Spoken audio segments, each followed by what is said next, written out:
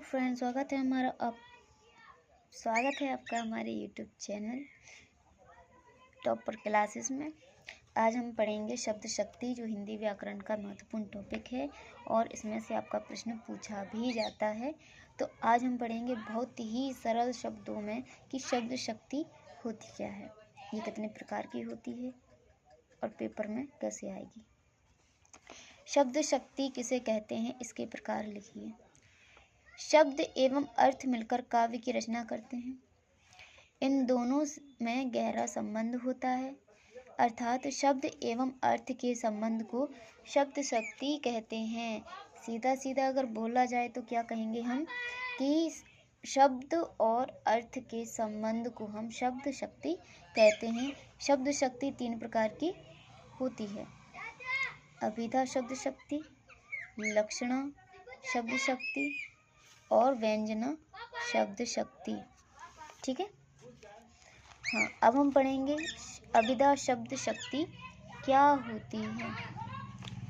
जिस शब्द शक्ति के माध्यम से प्रचलित अर्थ का ज्ञान हो उसे अभिधा शब्द शक्ति कहते हैं। अभी आपको समझ में नहीं आएगा। जैसे हमने लिखा गाय बड़ा उपयोगी पशु है, तो इससे क्या है कि आपके जो गांव जैसे प्रचलित है उपयोगी पशु है, तो गाय तो है लेकिन कैसा है, उपयोगी पशु है। ठीक है। तो जैसे जिस शब्द शक्ति के माध्यम से प्रचलित अर्थ का ज्ञान हो, प्रचलित अर्थ का यानी उपयोगी, यानी गाय पशु तो है लेकिन कैसा है आपके लिए, बहुत उपयोगी है। तो ये जिससे हमें प्रचलित अर्थ का ज्ञान हो ना, उसको हम कहेंगे अभिधा शब्द शक्ति। अगले प्रश्न है लक्षणा शब्द शक्ति क्या होती है। इसमें शब्दों का लाक्षणिक प्रयोग किया जाता है, यानी लक्षणों के आधार पर। इसमें कहने वाला व्यक्ति किसी प्रयोजन का आधार लेकर इस प्रकार के शब्दों का प्रयोग करता है। इसका शाब्दिक अर्थ तथा छुपा हुआ अर्थ भिन्न प्रकार का होता है। ठीक है। जैसे इसमें उदाहरण दिया गया है कि गोपाल उल्लू है। अब गोपाल उल्लू तो हो नहीं सकता, ठीक है, मतलब एक जानवर तो हो नहीं सकता, पक्षी नहीं हो सकता, पक्षी तो हो नहीं सकता। ठीक है। तो उल्लू क्या होता है, सुस्त होता है, सुस्त जानवर होता है, उसको बेवकूफ़ भी बोला जाता है अपनी भाषा में। जब हम किसी को ये कहेंगे वो उल्लू है, तो मतलब हम उसकी तुलना बेवकूफ़ से कर रहे हैं। समझ में आ रहा है।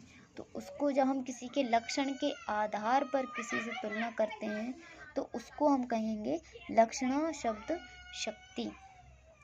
अगला है व्यंजना शब्द शक्ति क्या होती है। जब अभिधा और लक्षणा से अर्थ व्यक्त नहीं होता, कहने का मतलब है जब अभिधा शब्द शक्ति से और लक्षणा शब्द शक्ति से अर्थ नहीं निकलता है, तब व्यंजना शब्द शक्ति की सहायता से व्यंजना का अर्थ निकलता है। यानी जब ना अभिधा से अर्थ निकले ना लक्षणा से अर्थ निकले, तब जाकर व्यंजना से अर्थ निकलता है, यानी व्यंजना शब्द शक्ति से। जैसे इसमें उदाहरण लिखा है गंगा में घर है। अब गंगा में घर है, इसका कोई तर्क नहीं आ रहा है। अब गंगा के अंदर किसी का घर कैसे हो सकता है। अगर गंगा में बाढ़ आ गई तो सबको बहा ले जाएगी, क्योंकि गंगा का जलस्तर बहुत ज़्यादा होता है। ठीक है। तो गंगा के समान घर की पवित्रता प्रकट होती है, यानी इसका अर्थ क्या है कि गंगा के समान मेरे घर की पवित्रता है। ठीक है। अगला प्रश्न है शब्द गुण किसे कहते हैं। आपकी शब्द शक्ति खत्म हो गई है, इन तीनों में से एक शब्द शक्ति आती है। ठीक है। शब्द गुण क्या होते हैं। वे गुण जो सदैव रस के साथ रहते हैं और उनका उत्कर्ष करते हैं शब्द गुण कहलाते हैं।